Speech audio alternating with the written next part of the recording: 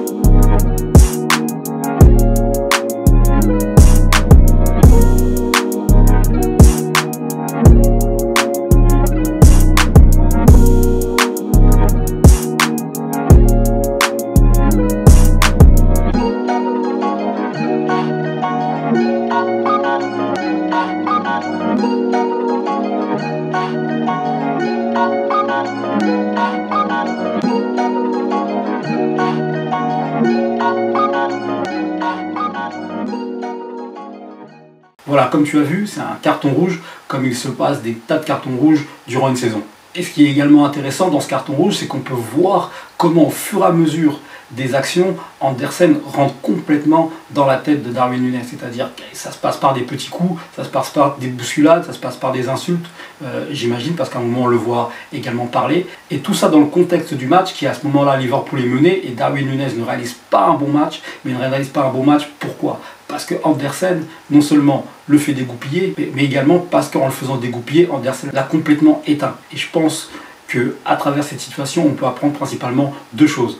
La première chose que tu peux apprendre à travers ces choses-là, c'est que tu vas rencontrer durant ta carrière des défenseurs très rugueux, ça tu le sais déjà, mais également très vicieux, qui vont chercher constamment à rentrer dans ta tête et à te faire dégoupiller en fait. Et donc comment cela va se traduire ? Ça va se traduire par des défenseurs qui vont te parler pendant le match, qui vont constamment te parler, qui vont t'insulter, etc., qui vont te mettre des petits coups quand l'arbitre ne verra pas, etc. Et là où toi, tu dois être très fort dans les cas-là, c'est être prêt mentalement à subir ces choses-là. C'est-à-dire que dans ta tête, tu le sais très bien qu'à un moment ou à un autre, tu vas rencontrer non seulement des défenseurs très rugueux, ça, comme je t'ai dit tout à l'heure, tu le sais, mais également, tu vas également rencontrer ce type de défenseur vicieux qui va constamment chercher à te faire dégoupiller, à te faire à te faire péter les plombs, etc. Tu dois être prêt mentalement à affronter ce type de défenseur. Et la deuxième chose qu'on peut apprendre de ce carton rouge, c'est tout simplement de garder son calme dans toutes les circonstances. Alors bien évidemment, c'est plus facile à dire qu'à faire.